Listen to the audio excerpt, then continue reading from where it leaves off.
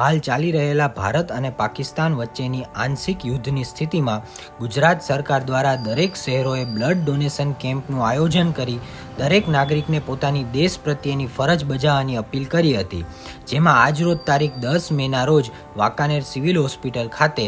Mega blood donation કેમ્પનું આયોજન કરવામાં આવ્યું હતું, જેમાં વાંકાનેરની દેશપ્રેમી જનતાએ બહોળો પ્રતિસાદ આપ્યો હતો અને લોકોએ પોતાની જાતિ, ધર્મ, જૂથને પાછળ મૂકી સરહદ પર દિવસ અને રાત લડી રહેલા દેશના વીર જવાનો માટે વાંકાનેરના વૃદ્ધો, ભાઈઓ તથા બહેનોએ ખૂબ જ બહોળા પ્રમાણમાં રક્તદાન કર્યું હતું, જેમાં 122 રક્તની બોટલો બ્લડ બેંકમાં જમા કરવામાં આવી હતી। જો આવી જ રીતે લોકો એક થઈને દેશ માટે પ્રેમ બતાડે તો કોઈ એવો દેશ નથી જે આપને હરાવી શકે। આ બ્લડ ડોનેશન કેમ્પના આયોજન બદલ વાંકાનેરની જનતા વાંકાનેર સિવિલ હોસ્પિટલ તથા તેમના દરેક કર્મચારીનો હૃદયપૂર્વક આભાર માને છે અને જ્યારે ક્યારે પણ આપણે રક્તદાન કરવાની ફરજ પડે ત્યારે અવશ્ય રક્તદાન કરવું જોઈએ।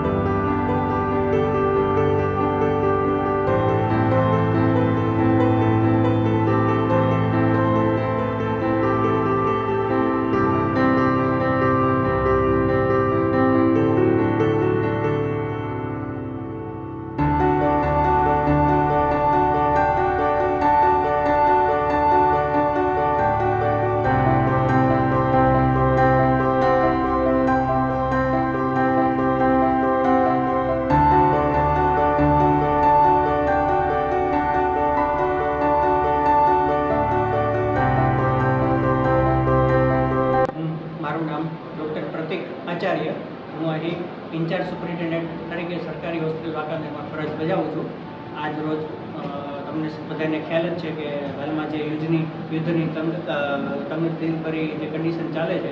એના ભાગરૂપે આપણે અહીં